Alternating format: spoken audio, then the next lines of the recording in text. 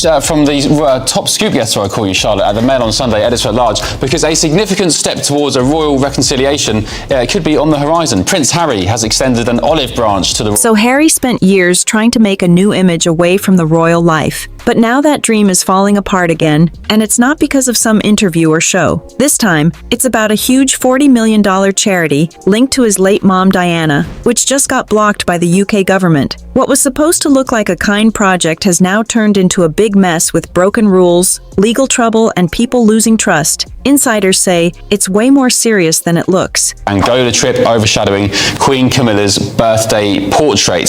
The move's been described as a significant gesture, and it comes after private talks between the Sussex and Palisades. So Harry had this big plan, using his mom Diana's name to push a charity that looked sweet on the outside. But the UK government wasn't buying it. They looked into it and found too much weird stuff like messy money moves and shady teams from his US side. So they shut the whole thing down, and now Harry's fuming because this was his big move using Diana's legacy to win people over. And sources say Harry is focused on reconnecting with King Charles, hoping for a face-to-face meeting later this year. And of course, Charlotte Griffiths, this is your big exclusive in the Mail on Sunday today. Great. Harry thought this charity would fix his image after the Spotify mess, Netflix flop, and royal cold shoulder. But now instead of leading something big, he's being blamed for ruining his mom's legacy. And insiders say it's not just money, it's his whole reputation that's falling apart, and people are starting to question everything he does. What's going on? Interesting point as well that William could be involved. Yeah, so, well, what happened was, you know that balcony meeting that's now sort of infamous? The very next day, or was it the day after the next day, Harry was in Angola, and it was Camilla's birthday, and it knocked Camilla's birthday off the front pages. All the front pages had Diana. This just proves what people have been saying for a long time. Without the royal system backing him, Harry can't handle big things on his own. One ex-royal worker said, "It's straight. Diana's name should have made this project shine, but Harry messed it up so badly the government had to step in and stop it. And that's not just a mistake. That's straight up embarrassing, and with everyone watching his every move, this one really hurts his image even more." Was that he was recreating Diana's footsteps. This is exactly the kind of thing the royal family cannot stand. Was that intentional? Sorry, was that intentional? I don't know if it was intentional. I think with the Sussexes, things mostly are. He did call her what, wicked stepmother? Yeah, I think he had to realise that Tuesday was Camilla's birthday. They're not stupid, and they released a... Harry didn't just mess up a project, he messed up a legacy. This plan was supposed to support causes like mental health and youth help, just like his mom Diana did. But when the government checked it out, they saw it was full of problems too. Many of his and Meghan's friends were involved. It felt more like a way to boost their image than help anyone, and it didn't even follow proper UK charity rules. And the worst part is, this isn't the first time Harry's had trouble like this before. So the problem with Harry having left the royal family for the royal family is that they can't control him anymore, and they don't know what he's doing, and they seem to always strategically release these, Instagram pictures or Meghan meeting somebody, always when Catherine's doing something or Camilla's doing something. So by sharing his schedule, which is what I'm revealing in today's paper. Harry already had drama with his old charity Sussex Royal, which got closed after big problems with money stuff and how things were handled, and now a bunch of the same people from that team were also helping with the Diana project, and just that was enough to get everything stopped before it even got started. And critics say Harry keeps making the same mistake. He goes all in with his feelings but forgets to plan properly. Nothing's clear, nothing's managed, and nothing really gets finished. I'll stop these horrible clashes. And so it seems like just a small thing, sharing your diary, but actually in royal world it's a major step, because it means they can't stop Camilla's birthday being on the date that it is, but they can manage around it, and he just becomes a slightly more containable figure, slightly. And at the moment, in the charity world, just having big feelings without real planning can cause big problems, and now even some of Diana's old friends, the ones who worked with her when she was alive, are starting to speak out. One person who helped her with landmine work in London said, straight up, Diana would never let her name be used to cover up someone else's bad planning. And now more and more people are starting to wonder if Harry is truly doing this for his mom, or just using her name to protect himself. Interesting. So basically he's saying, look, I'll put it out there, I think they do that stuff deliberately, Harry and Meghan. Yeah, I think you see it all the time. You see Catherine doing something nice for the charity, and then Meghan will release some picture of her and Lilibet, on Instagram, completely over. It happens all the time, and it's not by chance at all. So basically, Harry is saying, look, I'll stop being a bugger. And Harry's old charity Sussex Royal got shut down because there were big problems with money reports and how things were handled, and now the same people from that failed group were helping with the new Diana plan, and just that was enough to stop the whole thing before it even began. People say Harry keeps mixing up strong feelings with smart planning. He always talks with so much emotion, but there's no solid plan, no one checking things, and nothing ever really gets done right. William thing, he's not going to give the grid, it's called, directly to William, but he's giving it to the King, to Buckingham Palace, to the King's aides, and then they are going to pass it down to William.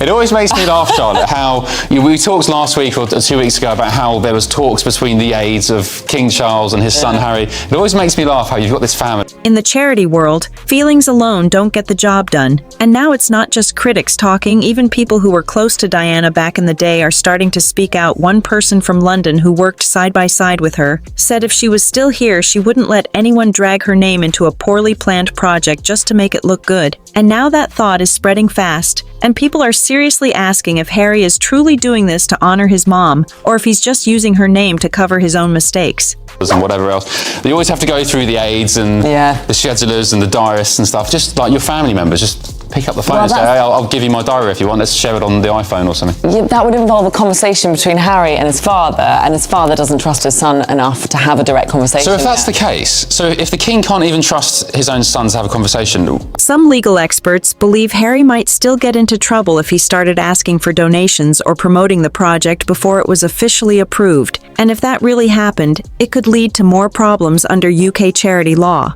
The whole thing is already shut down, but it could also ruin his chances of doing any kind of charity work in Britain later on. And besides the UK mess, people are now watching how all of this is affecting Harry and Meghan's image in the US too. How are they going to be reconciling? Well, they're building up to that. They are building up to that. At the moment, the security issue is still up in the air, and that's the big thing that Charles can't talk to his son about. He's worried that if he just picks up the phone and has a little chat, Harry will start going, and what about my security?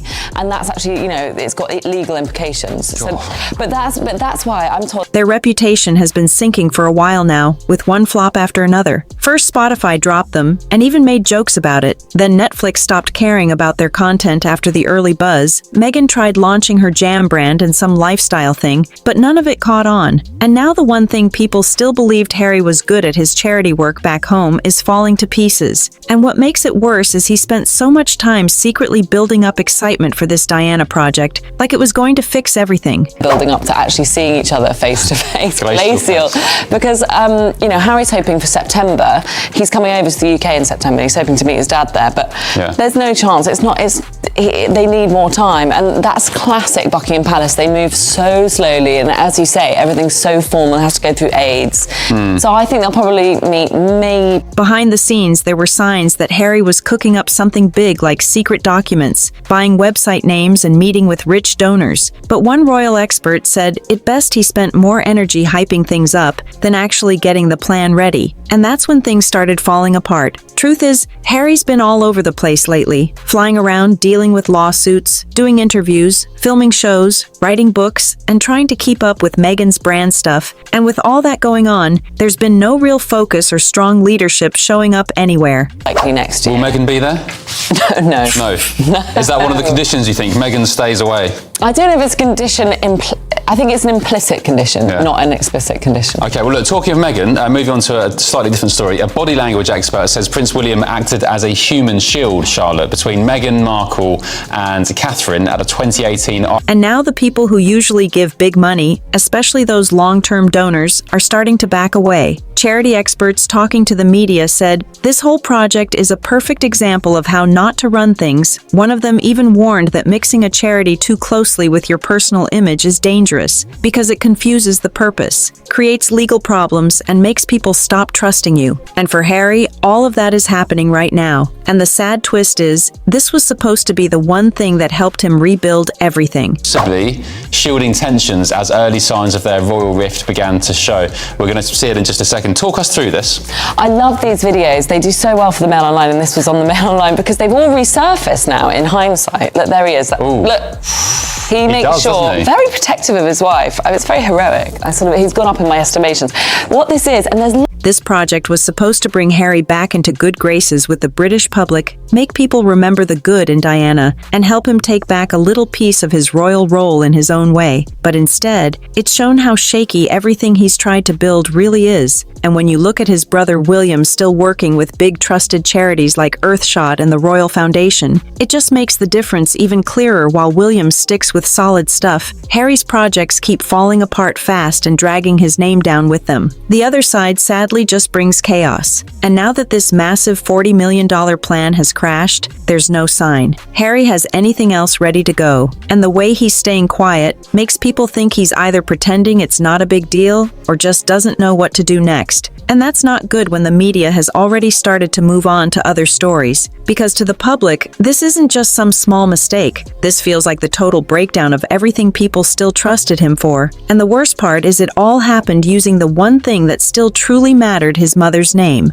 After the UK government shut down Harry's $40 million Diana charity, everyone noticed that his team didn't say a single word. And now that silence is speaking louder than anything they could have said, because a lot of people are taking it as a clear sign that what critics have been saying all these years might actually be true. That behind all the emotional speeches and big fancy plans, Harry just doesn't have what it takes to lead something real and meaningful. And now that pressure is starting to show, not just in private, but in quiet whispers that are spreading through big charity circles and media spaces all over the world. Experts who know how charity work is supposed to be done in the UK are saying this whole mess could have easily been avoided. They're not blaming the press or public opinion or even royal drama. They're saying the real problem was bad planning from the start. They say the charity didn't meet the simple basic rules that are required by British law, and when a project is linked to royalty and carries Princess Diana's name, that kind of mistake isn't just careless. It's embarrassing and deeply disappointing, because this wasn't just about money. It was about trust, legacy, and the one thing Harry still had left that people respected. The UK Charity Commission didn't block Harry's big Diana project just for drama. They based it on cold, hard facts. They found problems with how it was being run. It didn't match the legal rules, and it looked like it was being used more for image than real impact on paper. The plan seemed good, but once they looked deeper, all kinds of red flags started popping up, like the people in charge. Some of the top trustees were the same ones involved in the failed Sussex Royal Foundation, which also shut down after mismanagement and barely did anything before disappearing. So now to regular people. This doesn't feel like just another idea that didn't work. This feels like a serious betrayal. Diana's name has always been respected not just in Britain, but all over Europe and around the world. Her name stands for kindness and service. And using that name to push a big flashy project without proper planning wasn't brave. It was careless. And now people are actually praising the UK government for stepping in and stopping it before it got worse. Not calling it interference, but saying it was the right thing to do. Meanwhile, Harry's team is freaking out trying to fix the public mess. But the truth is, they don't really have anything solid left to work with. No Netflix show, no podcast, no working charity, and not even a proper platform to speak from. And one American media expert who's been part of Harry's past deals even said the whole brand is dried up. You can't keep trying to start over when every time you launch something, it falls apart again and again. If you want more juicy deep dives like this one, make sure you stick with Bella Breaks Down. Because over here, we don't just tell you what happened, we spill every last detail, no filter, no fluff. So go ahead, hit that follow and keep watching, because the real tea never stops pouring here on Bella Breaks Down.